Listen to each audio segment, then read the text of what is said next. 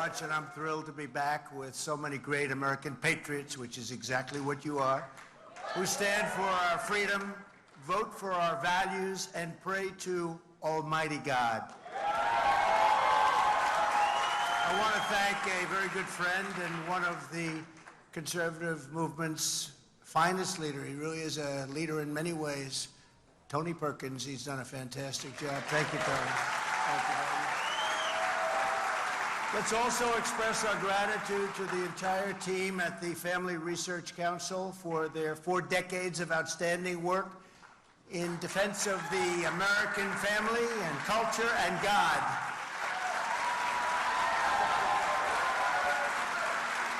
And thanks as well to Representatives Jim Banks. By the way, Jim is running for the Senate, as you know, from a great place, Indiana. And he's essentially, you have nobody, do you have anybody running? Where's Jim? I think he's not got anybody even wants to take him on. He's going to get it without a fight. Can you imagine? Where is Jim? Thank you, Jim. Thank you, Jim. He's unopposed. I haven't even heard about that for a long time, especially from Indiana. But he's fantastic. And Ronnie Jackson. Ronnie, would you stand up, please? Ronnie Jackson. He's a doctor. He's an admiral. And he's a congressman. Where's Ronnie? We love Ronnie. Where is he? See? And he just, you didn't get a very good seat tonight. What's going on? He's fantastic. So he's like a highly respected in the military, an admiral. He was my White House doctor. He said, I'm the healthiest president in history. He said that if I didn't eat junk food so much, I would have lived 200 years, he was projecting. But he was a great doctor and a great admiral, and now he's a great congressman from Texas, and he won his race by 49 points. That's pretty good. And we love Ronnie. Ronnie, thank you very much for being here. And a very special woman, and a very brilliant woman. She helped so much with everything I've done. I think most of you would hear, she's very shy. She doesn't like being on television or anything like that. She's a shy person. Kellyanne Conway. Where's Kellyanne? Where is Kellyanne? She's so incredible. Thank you, Kellyanne. She's a great woman, actually. We had an incredible campaign. 2016, we had an incredible campaign in 2020. What the hell happened there? We got more votes than any sitting president in history. Can you imagine? More votes than any sitting president by close to 12 million. I was told if we got 63 million, which we got at 2016, you can't lose. It's just impossible. And we topped it by millions, but we're going to have the most successful election ever coming up, and we're going to do things nobody thought possible. Because 1 year from now, each of you will vote in the most important election of your lifetimes. Your most important. This is going to be the most important. This election will decide whether America will be ruled by Marxists, fascists, communist tyrants who want to smash the Judeo-Christian heritage, or whether America will be saved by God-fearing, freedom-loving patriots like all of the people in this room. And if we stand together in this fight, we're going to defeat crooked Joe Biden if he runs. Is he going to make it to the starting gate? Every time I watch him do so badly, I say, oh, this is not good. No, I want him to do much better than he's doing, because I don't know if he's going to make it. But we're going to take back our country, we're going to take back our culture, and we're going to make America great again, greater than ever before. And I come here tonight bearing a very simple message. No president has ever fought for Christians as hard as I have, and I will keep on fighting for Christians as hard as I can for 4 more years in the White House, and we will do things that nobody has ever been able to do. Just think of what we already achieved with the help of many of the great people in this room. I know so many of you. We did more to uphold religious liberty than any administration in history, according to everybody. I fearlessly protected the religious freedoms of doctors, nurses, teachers, and faith groups like the Little Sisters of the Poor. I blocked the IRS from using the Johnson Amendment to interfere with pastors' freedom of speech. Very important. Very important. I stopped Barack Hussein Obama's hateful and bigoted assault on faith-based adoption and foster care services, and I restored your right to help those beautiful children find a loving family. I took historic action to defend the religious liberty of students in public schools and on college campuses, so important. And I was the first president to convene a meeting at the United Nations to end religious persecution worldwide. We did that. As president, thank you very much. As president, I stood proudly with our friend and ally, the State of Israel.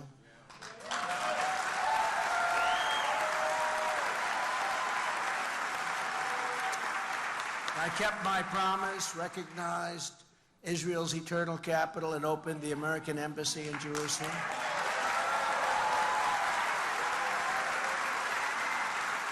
And I got the embassy built. They were starting to raise funds and do the funding, and they said it was going to cost $2 billion. And I said, $2 billion? And I told my people, do you have a site? We are the United States, and we have sites all over the place. And real estate, because I see a couple of my great real estate friends right here. And I said, you have a site that's a great site, much better than the one that they wanted to buy for a tremendous amount of money, way overpaying. That man, whoever owned that site, does not like me very much. He was going to make a fortune. And they came back to me the following day and said, yes, sir, we do have a site. We have a great site. Is there a building on it? Yes, there is. It's abandoned, but it's a very strong building, structurally good. And I took that building and I said, I called off everything. I had my people go and check it. I said, how much would it cost to rebuild that building and make it the embassy? They said, about $400,000. That's slightly less than $2 billion, right? And it's the first time I've ever said this in business. I said, you know, that sounds too cheap. It's usually that's too expensive. I said, that sounds too cheap. That's too inexpensive. So let's make it a little bit more. Let's spend a little bit more. We'll make it $500,000. And we got it built for $500,000, and we used Jerusalem stone. Jerusalem stone is a very rare and beautiful stone, unless you're in Jerusalem. And a friend of mine has office space at a beautiful office building in New York, and every time I walk in, he tells me about, this is Jerusalem stone. Look, the wall opposite the elevator. And he's so proud of the Jerusalem stone. He said, I paid a fortune for it. He's told me that every time I walk in, he tells me about Jerusalem stone. So what I did is I said, do you think we could do the whole building in Jerusalem stone? Absolutely. We have so much Jerusalem stone. I said, is it expensive? They said, not at all. It's cheap as you can imagine. And we did it in Jerusalem stone, and it is a truly beautiful embassy, and there's no reason for them ever to do anything else because it's a beauty and it's the best location there is in Jerusalem, and it was a great honor. So we not only designated, we also got it built, and built many years ahead of schedule. So it was, and we saved approximately $2 billion, so that was okay. But I also recognized, they were working on this for 58 years, I recognized Israel's sovereignty over the Golan Heights, you know that, and took care of that. I was done. 52 years they worked on it. Planes would come in every season, planes that have meetings that would last for 2 days, and then they'd leave, nothing would happen. I got it done in about 12 minutes. And I withdrew the United States from the disastrous Iran nuclear deal. Disaster. And here at home, we totally transformed the federal judiciary, appointing nearly 300 judges to interpret the law and the Constitution as written. Very big thing. Together, all of us, we withstood vicious attacks to confirm 3 great Supreme Court justices, Neil Gorsuch, Brett Kavanaugh, and Amy Coney Barrett.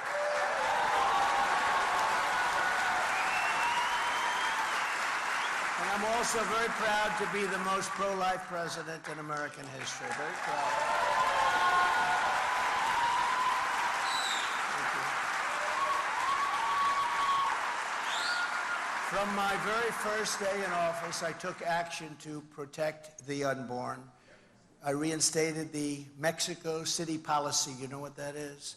Stopped taxpayer funding for the abortion industrial complex, which is what it's called.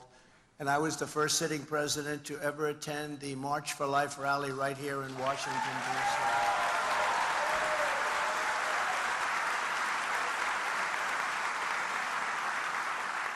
They all said they're going, but they never got there.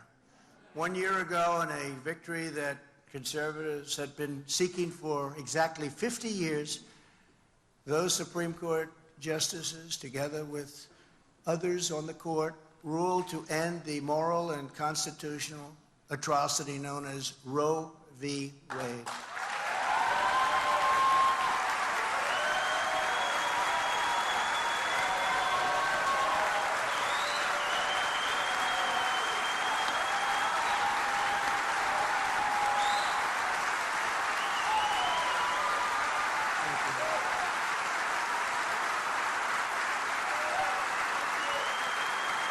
Thank you very much. So now pro-lifers have a tremendous power to negotiate, which they didn't have at all before the ruling. They had no power. They could do anything they wanted to the unborn. No power. You had nothing. You had no seat at the table. This moves the issue back to the states, which all legal scholars wanted. On both sides, they wanted it to go back to the states. And like President Ronald Reagan before me, I support the 3 exceptions for rape, incest, and the life of the mother. And again, that's a decision that you're going to have to make for yourself, and you have to go by your heart and what you feel. But I do, and I will say politically, it's a very tough decision for some people, but very, very hard on elections. Very, very hard. This was, we had midterms, and this was an issue, you know. They are the radical ones. We are not the radical ones. They are the radical ones. Remember, the Democrats are the people that will do things that nobody thought anybody would ever do. They'll kill babies in the 5th, 6th, 7th, 8th, 9th month, and they'll even kill babies in some cases after birth. They are the radicals. We're not doing that. They're doing that. And I said to politicians, they just don't know how to talk about this issue. It's a complex issue. But they don't know how to talk about it. And if they don't speak about it correctly, they're not going to win. They're not going to win. And they turned it around, the Democrats mostly. They turned it around and put it on us. And we have to take that issue. And now, really, for the first time, we have to run very strongly. But we have to know how to speak. I watch some of these politicians speaking, and it's so bad. They don't understand what it is that they're talking about, and they lost a lot of elections, and we can't let that happen. This was a great victory, but you have to be able to talk, and you have to say exactly that. They are a group of people that are willing to do things that nobody thought ever would be acceptable. In other countries, many other countries, it's not acceptable. Just this week, Kamala Harris, did you ever hear of her? She refused 7 times in a row to say that she opposes abortion on demand. She refused to say it right up until the moment of birth. And again, in some cases, you have after birth. It's just murder. After birth. And you have, in some cases, legislation. If you remember the former governor of Virginia, he got up. Michael Jackson, remember his wife said he was going to do, he got into a lot of trouble. And he was going to imitate Michael Jackson moonwalking. And his wife said, no, don't do it. And she saved him a great embarrassment. But he talked about the baby is born. And after the baby is born, we talk to the mother. And we make a decision on what to do. This is after the baby is born. And people have to understand what's going on. But now you have this tremendous power to negotiate something. And something will be negotiated because we have to bring our country together on this issue. Something's going to happen. We had to get rid of that. We did it from many standpoints, including every single scholar. Everybody wanted it to go back to the states. and now we can win elections on this issue, but it's very delicate, and explaining it properly is extremely important. Many politicians who are pro-life do not know how to properly discuss a topic which is so important to the people in this room and so important to millions and millions of people in our country. You know, that poll's 51-49, and it goes both ways. It's been that way for many years. Sometimes pro-life, it's 51, sometimes it's 49, but it's been this way for, there are other issues, by the way, that haven't been. They started off there, but now they're issues that have been settled. But it's 51-49, and it's been that way for many, many years. We gave them this incredible power to negotiate a great deal. We gave people representing us, and maybe that will be me, but we gave people representing us an incredible power to do something that's really a fantastic thing if we can do this, and we're going to get it done. And you all know what I mean. Before the termination of Roe v. Wade, there was just no power, no rights, no anything.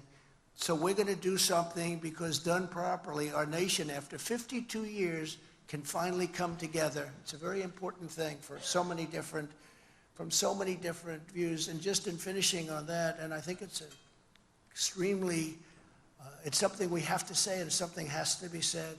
We have to know how to deal with that issue properly. And again, you have to follow your heart, you have to follow your beliefs, you have to follow God, but it's an issue that we have to get resolved in our country. In another great victory for our movement last year, the Supreme Court issued a landmark decision protecting school prayer. So many great rulings. School prayer. And just a few months ago, the justices also ruled to do something that I never thought you'd see ever. You know, we're a merit-based country, and they put forward a decision where we have merit-based education again, so that if you are the hardest working student, and if you have all A's and you did well on your boards or whatever you have to do to get into school, somebody with C's and C pluses and B's aren't going to be taking your place. It's such an incredible victory. Most people thought that was not something that was going to get done, and it got done because we were able to appoint 3 people on top of some great people that are already on the Supreme Court. So every promise I made to Christians as a candidate, I delivered, and in many cases delivered much more than the promises I made. So it's an honor.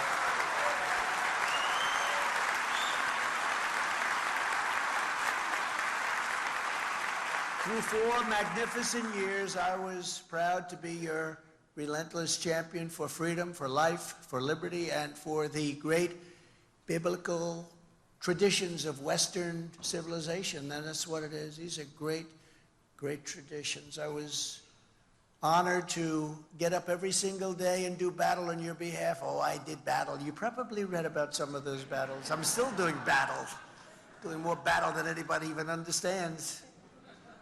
But I wanted to and had to stand up to the communists, the Marxists, the atheists, and the evil and demonic forces that want to destroy our country. They're destroying our country. I took their fire, and I did it gladly. I'm protecting the people in this room. I'm protecting the people of this nation. And I have to tell you, it's not easy, but it's something that's such an honor to be doing. It's no wonder. Thank you.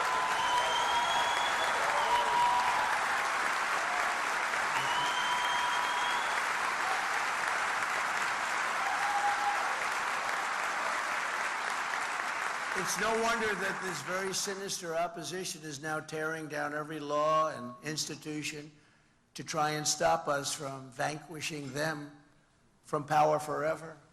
As you know, crooked Joe Biden and the radical left thugs who have weaponized law enforcement to arrest their leading political opponent, and leading by a lot, including Obama. I'll tell you what, you take a look at Obama and take a look at some of the things that he's done. This is the same thing. The country is very divided. And we did with Obama. We won an election that everyone said couldn't be won. We beat Hillary Clinton. Now, you know, I used to call her Crooked Hillary. I'd say Crooked Hillary, but I took that name away from her. That was a great day. About 2 months ago, I said, you know what? Because I don't like using names on people, doubles. I think we have a lot of words out there. So now I call her Beautiful Hillary. She's a beautiful woman. And rather than Sleepy Joe, we call him Crooked Joe because it's a very appropriate name. So that was a good day for Hillary. I think she was very happy with it. But what they're doing is high-level election interference. That's what it is. They're interfering with our elections, just like they stuff ballot boxes, just like they do so many other things, like the 51 people that said it was Russia disinformation. These people were very dishonest when they did that and when they said that, or just like Twitter with FBI, they call it Twitter files, and so many other things. And it's happening for a single reason, because I'm the only candidate that they do not want to run against, and the polls bear this out. All these polls that are coming out today, we're beating Biden by a lot. We're beating the sanctimonious by a lot. Just last night, Fox has us up. I say us because me is us as far as I'm concerned. Really true. But Fox has us up by almost 50 points on DeSanctimonious, and we're beating Biden by a lot. Ron DeSanctimonious. I endorsed him. He only won because I endorsed him, and then he says, well, I have no comment as to whether or not I'm running. I said, did he say that? That means he's running. Let's go. Let's go get him. And he's fallen like a very badly injured bird from the sky. He's really been hit hard. Harvard-Harris just came out, and they have very similar results. We're leading by 57 points, 55 points, 50 points. We're leading in some by 65 points, leading by 65 points. Nobody's seen anything like it. And a lot of it, you know, I read where people love my policy, but they don't like me. I think they like me. What's not to like?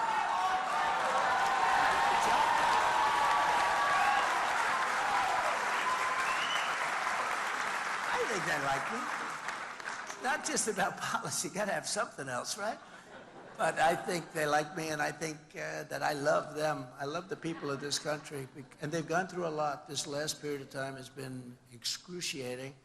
In South Carolina, Ron is in 4th place now. I'm leading by 35 points, but you know, you have a senator, you have a governor running from South Carolina, great state. We're leading by a lot. But Ron has actually dropped to 4th place, and he's dropped to 2nd place in other states, and it's pretty amazing what's happened. It's a beautiful thing to watch. Oh, I shouldn't say that.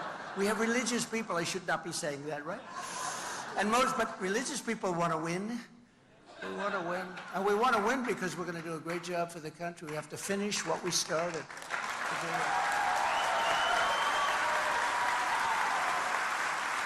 But most importantly, in just about all of these polls, that we're beating Biden by a lot. And it was a big story today. A lot of great stories being written. And do you remember in 2016 and 2020, I talk about the polls, but only if I was doing well. If I was doing poorly, I wouldn't talk about it. But we never had a period where we were doing very poorly, I will say that. I wasn't running, or if I wasn't, and if I wasn't running, or if I was in 5th place, or 4th place, or 3rd place, or 10th place, none of this horrible election interference would have happened. It wouldn't be happening. I wouldn't be going through any trials and tribulations. I wouldn't have had the mugshot. I wouldn't have dated it. That shot has been something, hasn't it?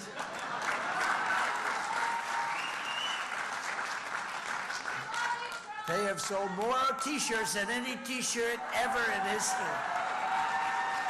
They're all over the place. I see pictures of people that are walking the streets of New York. Even, I must say, some of the illegal immigrants that came in, they've got my mugshot on. That thing, I don't know how they make these things so quickly, but they do.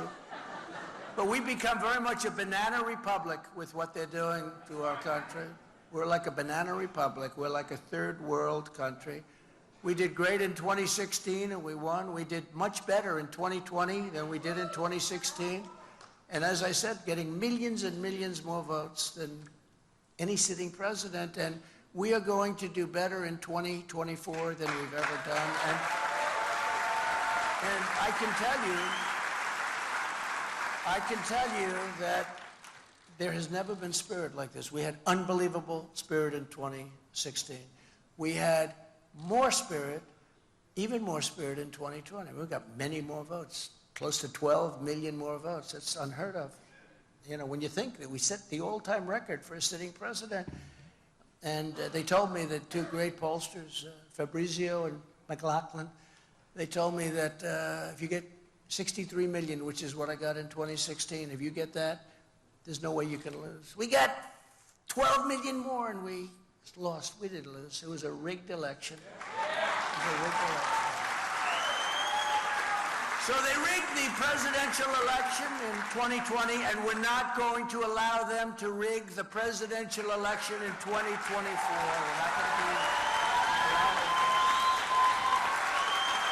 not going to allow it.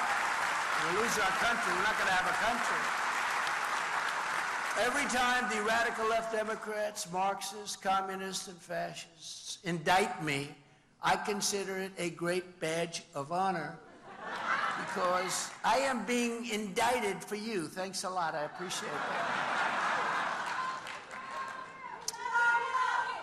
Our great First Lady who's watching. Look at all of the media back here, the fake news. But she's watching. She said, "You're taking a lot of bullets." I said, "That's okay. We're doing it for a great country. We can't lose our country. We're close to losing our country." As an example, today, we had this prosecutor, deranged Jack Smith. Has anyone ever heard of him? I wonder what his name used to be. Jack Smith sounds so nice, doesn't it? He's a deranged individual, and he wants to take away my First Amendment rights. They went to court to get an order that I can't speak. Now, you got to understand, I'm the leading candidate by 50 points, and I'm leading Biden by a lot. And they want to see if they can silence me. So the media, the fake news, will ask me a question. I'm sorry, I won't be able to answer that. How do you think we do in that election? So we're going to have a little bit of a fun with that, I think, because that's a tough one. Can you imagine? So we have somebody weaponizing. We have this incompetent president put somebody in to essentially rig the election just like they did before. And what this does, it sets a tremendously bad precedent because you look at what's happened with this. Now, if I win, and let's say somebody comes along on the Democrat side and they're looking very strong, I can call my attorney general, I guess. Am I allowed to call him and say, you have to indict him on something. Just find anything. You can indict him for anything you want. Just indict him. And then, for the most part, when you get indicted, you know what you do? Ladies and gentlemen, I have decided to leave office immediately, et cetera, et cetera. I will be spending more time with my family. Do you ever hear that speech? Like hundreds of times. I'm the only one that ever got indicted where my poll numbers went through the roof. What the hell is going on? I'm the only one. It's never happened before. Never happened before. But they want to take away our First Amendment rights. That's going to be an interesting one. But never forget, our enemies want to stop us because we are the only ones, and they know this, that can stop them. They want to take away my freedom because I will never let them take away your freedom. That's what they're doing. They want to silence me because I will never let them silence you. It's the way it works. And in the end, they're not after me, they're after you, and I just happen to be standing in their way. I'm in their way. You can tell that pretty easily. The truth is the radical left is coming after all of us because they know that our allegiance is not to them. Our allegiance is to our country and to our Creator. Amen. And they know that, and we know that. As many of you have heard 2 weeks ago in an outrageous attack on Christians everywhere, the Stalinists and the Biden administration. And I'm not sure it's him because I don't think he knows where the hell he is. It's the people that surround him. They're smart and they're vicious and they're sick. But I'm not even sure it's him. And I don't know if he gets to the gate. I don't know if he's going to get to the starting gate. But these Marxists and Stalinists and the administration got a Washington, D.C. jury to convict 5 pro-life activists who are now facing up to 11 years in prison for simple acts of protest. You read all about it, you hear all about it, and you talk all about it. Under Biden, others are being sentenced to 10, 15, and even 20 years in prison for retribution for their political beliefs, while Antifa and other groups burned down cities like Portland, like Minneapolis. They went into Seattle. What they did in Seattle was they basically took over a big percentage of the city. They kill people, they loot, they plunder, and they go free. The political repression is immoral, and it's very, very un-American, and it's very dangerous for them to be playing that game. To reverse these cruel travesties of justice, tonight I'm announcing that the moment I win the election, I will appoint a special task force to rapidly review the cases of every political prisoner who's been unjustly persecuted by the Biden administration.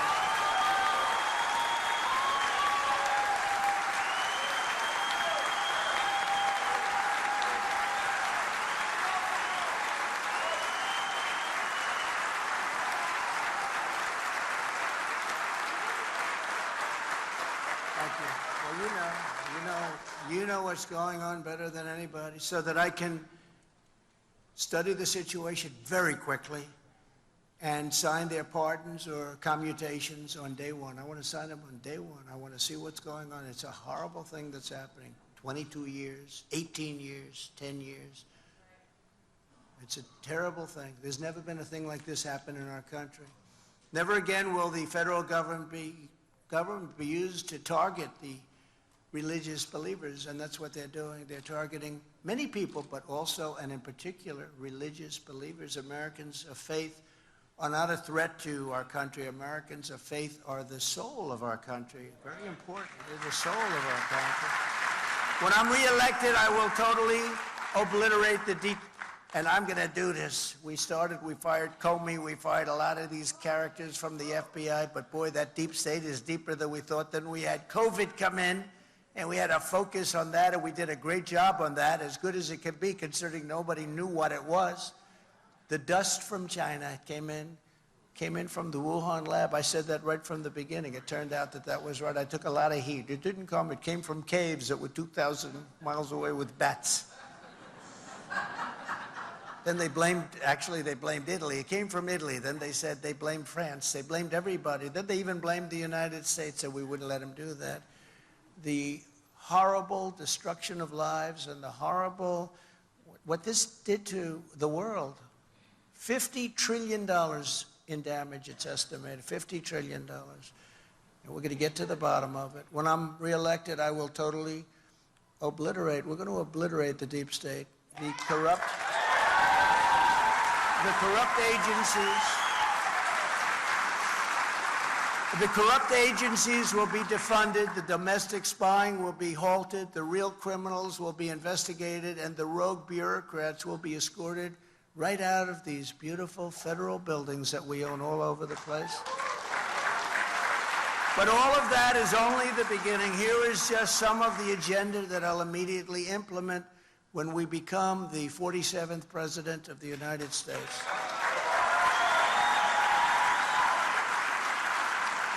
And by the way, bad things happened with the election, but if we win, and I have to say if, I don't want to say when, because they can cheat. If everything's straight, 100%, but they're very, very good at cheating.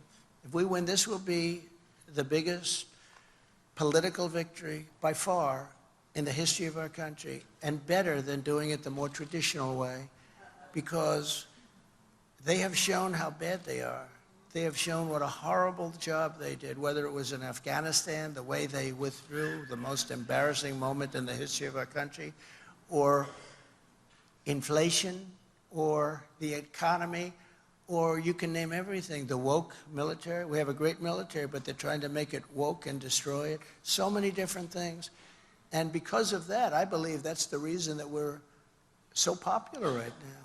They like us, they like me, but they really also cannot stand what's happening to our country, what these people are allowing, when millions and millions of people are being allowed to come into our country from prisons and from mental institutions, insane asylums, and terrorists are coming into our country. Human traffickers are coming into our country.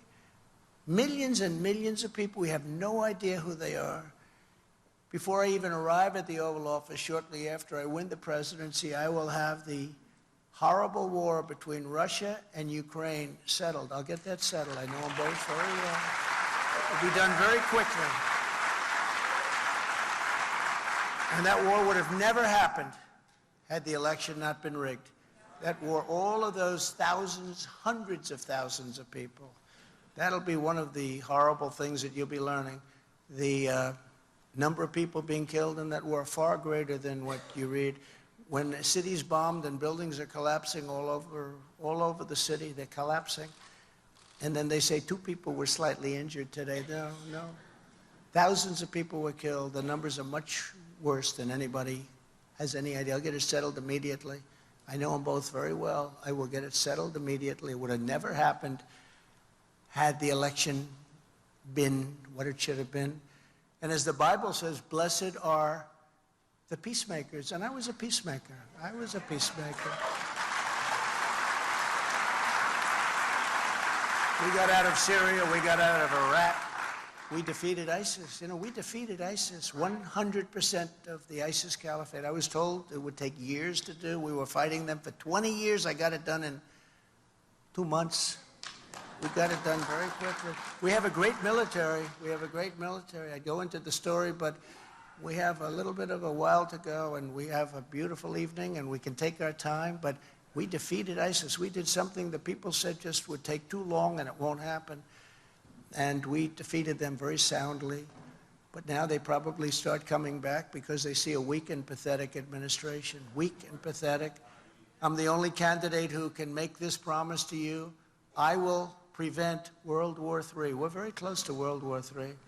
And this won't be army tanks running against each other and shooting each other. This won't be airplanes flying in the air. These are weapons of mass destruction. These are weapons of destruction that the likes of which nobody has ever seen before. This will be an obliteration of the world, and I will stop that. And we never had a problem. You never read about it until recently. Everything is being done wrong. Everything is being said wrong. They don't know what they're doing. But we're very close to a world war, and if we have a world war, it'll be destruction like nobody's ever seen before, far greater than World War I or World War II, because the weaponry is so powerful, so horrible and powerful. I will stop the disaster known as Bidenomics, which stands for inflation, taxation, submission, and failure. That's what it is. Tremendous inflation. You know, inflation, if you look at it over the years, I went to the Wharton School of Finance, and I studied a lot of economies over the years. And when you look at inflation going back hundreds of years, any country that has inflation is a country killer. It destroys countries. You look at what happened with Germany. You look at what happened with numerous countries with rapid inflation, with big inflation. And look at what's happening just now. You know, inflation is coming back very strong again. You look at the numbers that were just released yesterday. They don't know what to do. It's coming back very strong. I will regain energy independence as we had 3 years ago. And achieve energy dominance as soon as, look, I mean, we were going to be energy dominant within 7 months, dominant. We had total energy independence. We were only taking our energy. I was filling up the national reserves, got it full. Then he starts taking it. Now it's at the lowest level it's ever been because he wanted to get it for automobiles so that people would get a little bit cheaper gas so they could try and win an election. That's not what the purpose of that is for war. The purpose for war, and it's almost down, it's almost dry right now. It's never been at a level like this. We'll take care of that, but we will, you know, we were ready to make so much, and we were going to supply oil and gas to Europe at levels like nobody has ever done. And we were in third place. When I took over, we were in third place, and a deep third. We were quite a bit away from Russia, and then Saudi Arabia was at the top. And the day that I left, we were substantially more than Saudi Arabia, and we would have been substantially more than that. We have more than anybody else. We have more liquid gold, beautiful term, because that's what it is, it's gold. And we have it and other countries don't. But think of it, we have more of it than Saudi Arabia, we have more of it than Russia. And we were going to double up, be double the size of what we had just then, and over a period of 2 or 3 years, we were going to be selling so much clean energy, clean gas. We were going to sell so much to Europe and other countries that we were going to start paying off our $35 trillion. It was all set to go, $35 trillion in debt, and we were going to start paying it off. We were going to do further tax reductions. We got you the largest tax reductions in history, if you know that, bigger than the Ronald Reagan reduction. We got you the biggest regulatory cuts in history, and that's what created the greatest economy in the history of the world. We had the greatest economy in the history of the world. You look at the numbers. I watch them today. I was watching Larry Kudlow, and he was comparing us with Biden and with other times and other presidents, and there was nobody close to what we did. We did something that nobody was able to do. You know, we gave big tax cuts, and yet we took in much more revenue. Nobody thought that was possible. We took in much more revenue with the big tax cuts, and companies were now incentivized to bring trillions of dollars back into our country. I will always protect Medicare and Social Security for our great seniors. Ron DeSantis is not going to do that. He fought it. He wanted to fight it. He went after Social Security. Upon my inauguration, I will terminate every open border policy of the Biden administration and commence the largest deportation operation in American history. We have no choice. This is not sustainable. You don't have to know very much to know. I looked at Tucson, Arizona today. Did you see that? Thousands and thousands of people all over. People walk out of their house, they say, what's happened to our beautiful place? But this is in many towns and cities all over. Look at New York City. But, you know, you see New York, but you don't see other places so much. And it's happening like that, much worse, actually, much worse. This is not sustainable. No country can sustain it or financially can sustain it. Nobody can possibly sustain something like this. And they're putting young children into schools who don't speak any English, and they're in school. Nobody is there to teach them. They're sitting in class. They don't understand anything that's going on in the school. It's a horrible situation, and it would have never happened in a year. We had the strongest border in history. Now we have the worst border in the history of the world. There's never been a third world country that had a border like this, ever. There's never been anything like it. We built nearly 500 miles of border wall. You know, they like to say we built 57 miles. No, we built over 500. In fact, if you look at the various government statistics, we did a great job. And I had to fight Paul Ryan. I call him Paul Rhino. But I had to fight Paul Rhino, and I had to fight Mitch McConnell, another beauty. And I ended up taking the money out of the military. I said, it's an invasion, I'm sorry. And we built 500 miles of wall, which is what it is. It's an invasion. And then was ready to do another. We had already the wall built, and we were going to add another 200. I wanted to do 5. We did 5. I was going to add another 200. We built it. It was all set. All we had to do was erect it. Very simple. Could have been done in 3 to 4 weeks. And then we had the election situation, and they took over. And they actually took it away and put it in faraway places. And Texas wanted to buy it and put it up, and they wouldn't sell it to them. And Arizona wanted to buy it and put it up, and they wouldn't sell it to them. But we got Mexico to give us 28,000 soldiers free of charge. That was an amazing thing. I went to the State Department. I said, Mexico has to do this. They have to do this. And they said, they'll never do it, sir. I said, yes, they will, 100%. And we had a little negotiation with Mexico. And I said to them, listen, if you don't do it. They said, no, we're not going to do it under any circumstances. And I happen to like the president of Mexico, even though he's a socialist, but you can't have everything, right? I like him. He's a good man, but he's a little different than my way of thinking. And I said, no, you're going to do it. And I met with their top representative, and he sort of laughed at me when I said, you're going to give us 28,000 soldiers free of charge. And he said, no, we're not going to do that. I said, here's the story. I have in front of me a piece of paper, and the paper says very strongly that on Monday morning at 7 o'clock, you're going to be charged 25% tariffs on all of the cars that you're sending into the United States. You know, they took 32% of our automobile business prior to us getting there, 32%. They send millions of cars in. They said, we're going to tax you 25% and 25% on every other product you sell into the United States. And he said, sir, do you mind if I make a phone call? It'll just take a minute. And he came back 5 minutes later and he said, sir, we'd be honored to let you have $28,000. It was rather amazing. Rather amazing. And the woman in the State Department, who's actually a very good woman, she has never won any of these things, but she was a good woman. She said, I've never seen anything like that in my life. But we also got remain in Mexico. That means they stay in Mexico. They don't come in, they stay in Mexico. And Biden ended that. And that was not easy to get. And in fact, they went to a judge to have it terminated. And the judge said, you can't do this. You'll destroy our country. He let it stay. He wouldn't do it. But it terminated in 6 months. And it should have never been done. And deported illegal aliens by the tens of thousands. We had MS-13, the meanest gang. They killed 2 young girls with knives, walking to school in Long Island. They killed them with knives. They carved them up because shooting is too quick. They loved using knives. They're sick. And by the way, we have people in ICE and Border Patrol. They're unbelievable. They're patriots. They're incredible. If we didn't have them, this country would be overrun. They don't get enough credit. And they'll run into a nest of, they call them a nest, and they'll run and you'll see those fists. And I have a lot of friends that are in these front rows, and some of them are tough, but they don't want this job. This is not for them, I will tell you. But these guys are tough and smart and incredible patriots, and it's a very dangerous living, but they do an incredible job. We took them out by the thousands and thousands, and you know, when I first came, I said, no, we have to bring them back to their country of origin.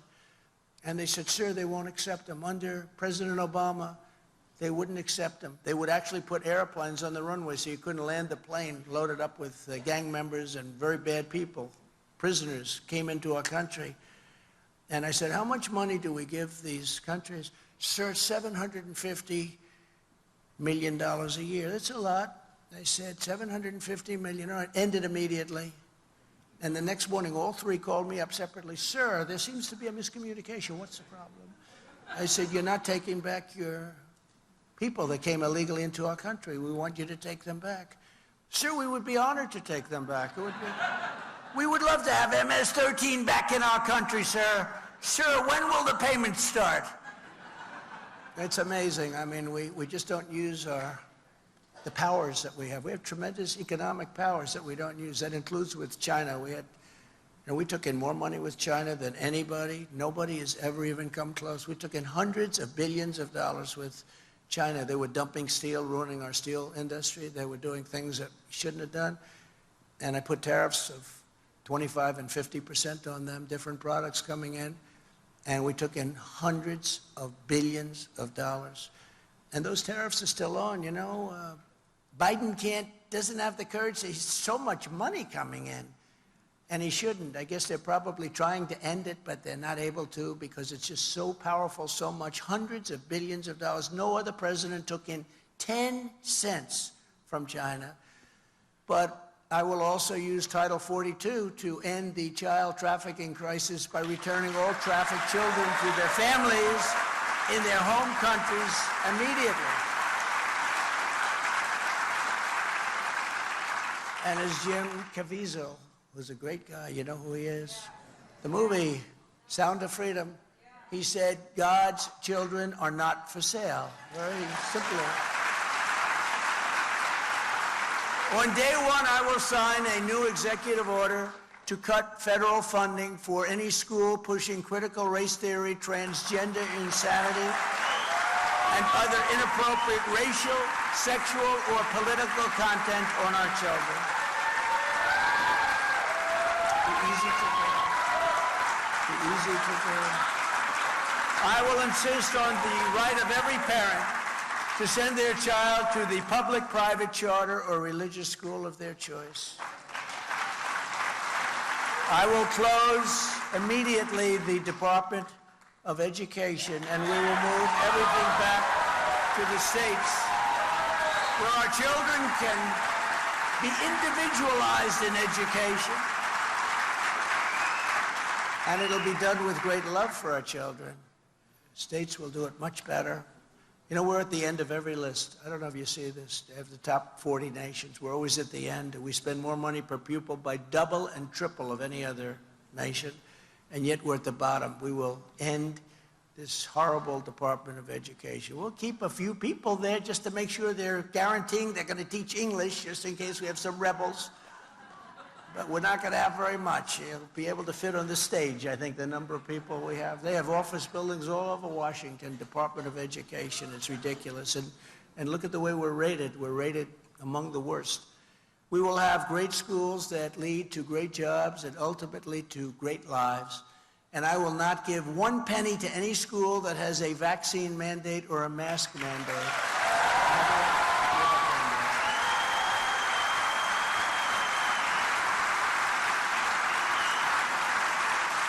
And I will keep men out of women's sports. Does that make sense?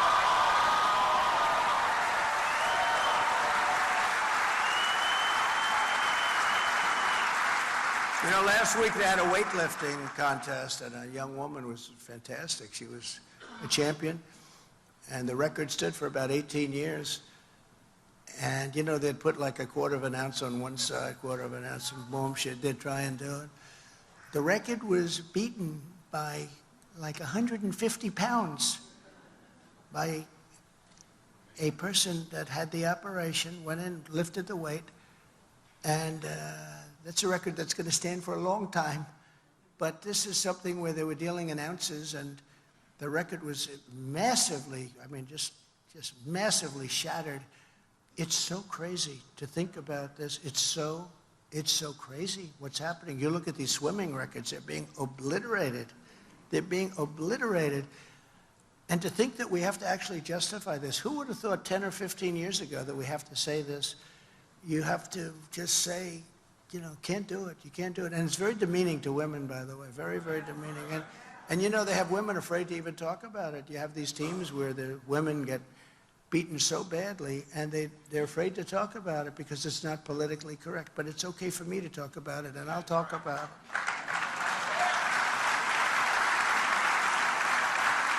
And another thing, and probably number one on my list, who would believe that I have to say that I will sign a law prohibiting child sexual mutilation? Think of it, sexual mutilation in all 50 states. 10 years ago, you know, who would have to say that? They mutilate our children, and we're not going to let that happen. But who would think that we have to say this? I will challenge California's depraved new laws that strip parents of parental rights and that encourage minors to be transported across state lines for sexual mutilation.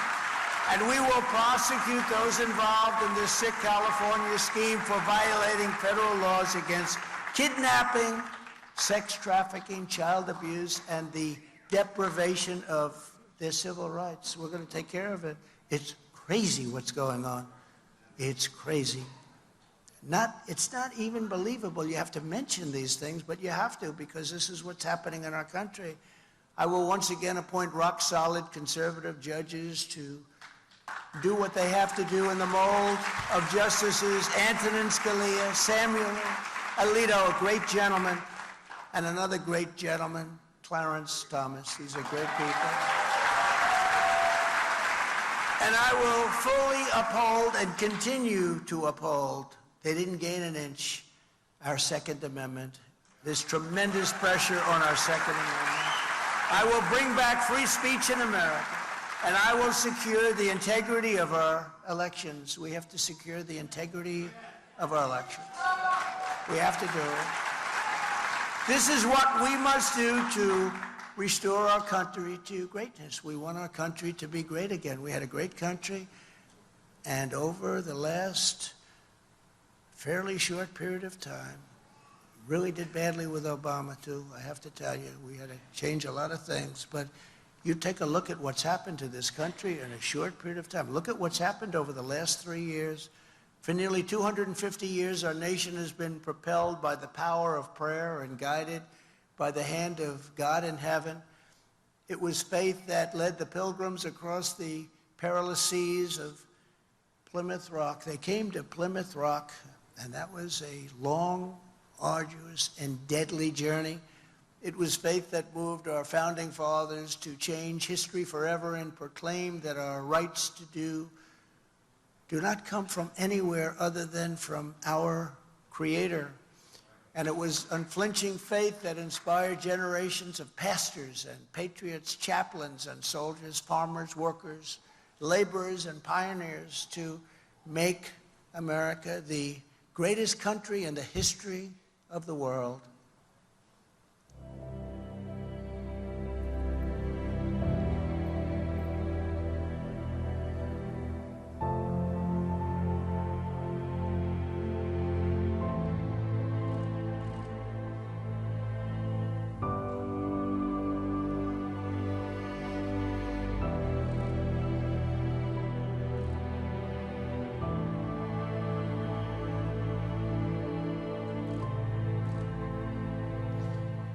But now, we are a nation in decline.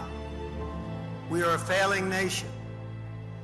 We are a nation that has the highest inflation in 50 years, where banks are collapsing and interest rates have gone absolutely through the roof. Likewise, we are a nation where energy costs have reached the highest in our history. We are no longer energy independent or energy dominant as we were just a few short years ago. We are a nation that is begging Venezuela and many others for oil. Please, please, please help us, Joe Biden says, yet we have more liquid gold right under our feet than any other nation. We are a nation that just heard that Saudi Arabia and Russia will be reducing their output of oil and substantially increasing the price, and met that threat by announcing that we will no longer be drilling for oil in large areas of Alaska. We are a nation that is consumed by the radical left's Green New Deal, yet everyone knows that the Green New Deal is fake and will lead to our country's destruction.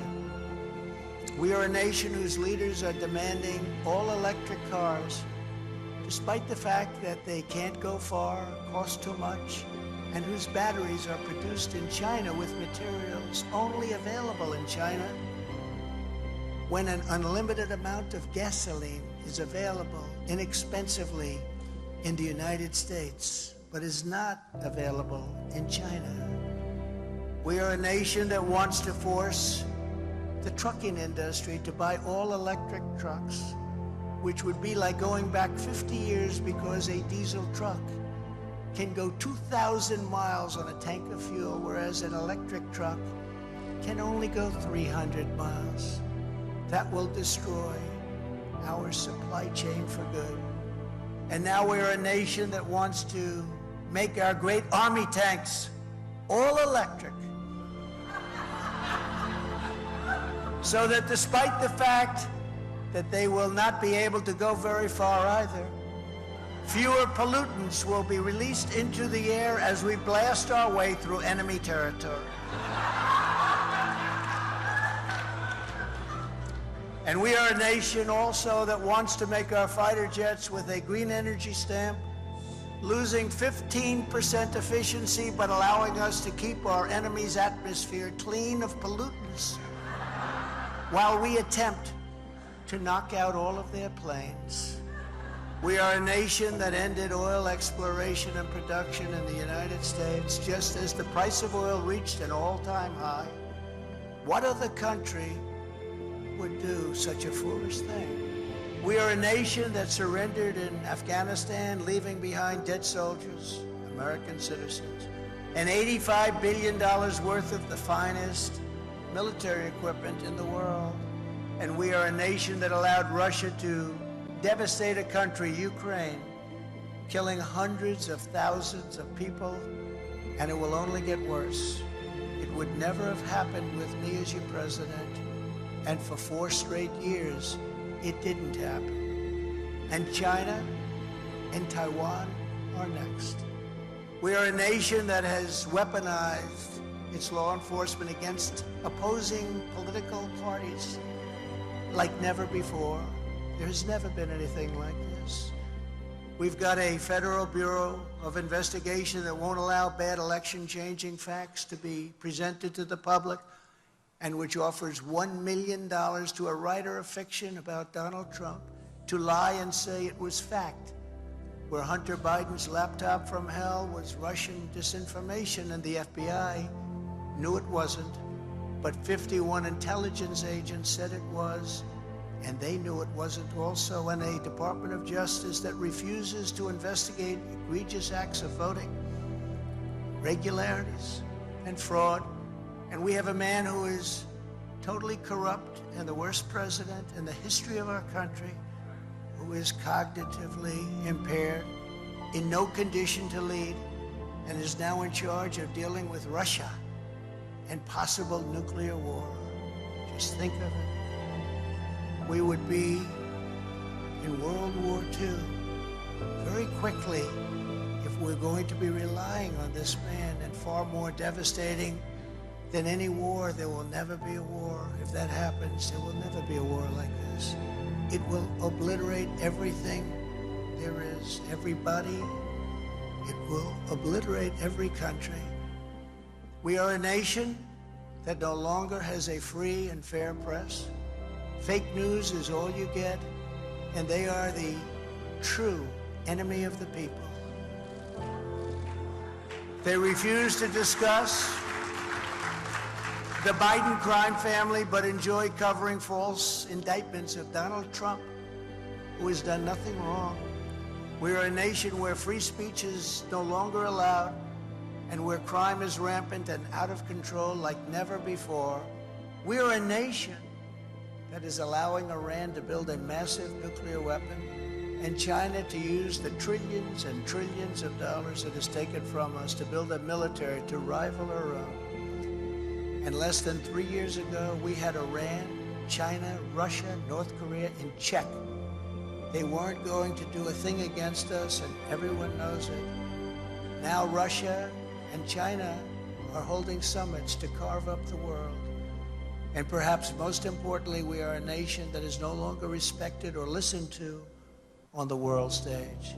We are a nation that in many ways has become a joke.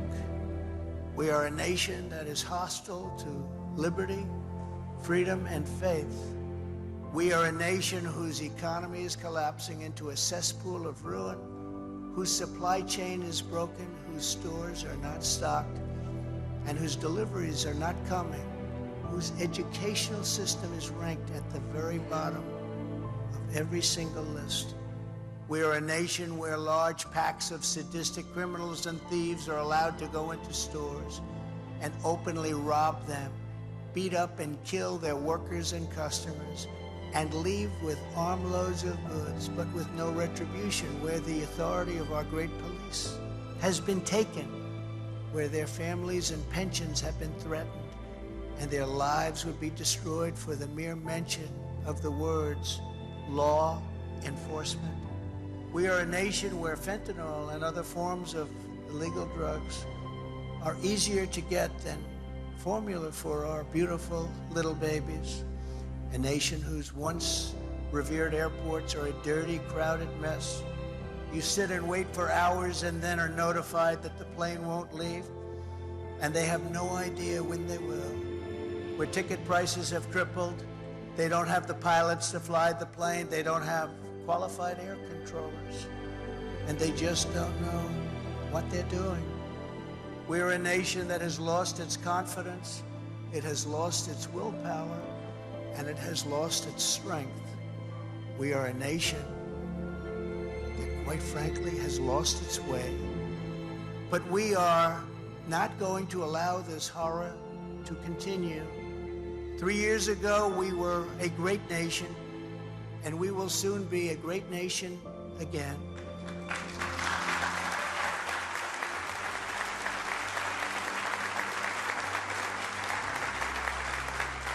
It was God-fearing patriots like you who built this country, and it is God-fearing patriots like you who are going to save our country. 2024 is our final battle. With your support in this election, we are going to finish what we started.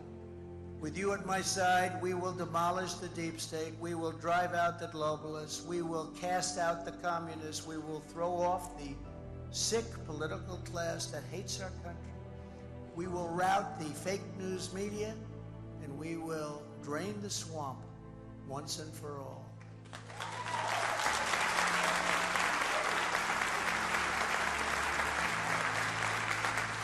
1 year from now, together, we will evict crooked Joe Biden from the White House.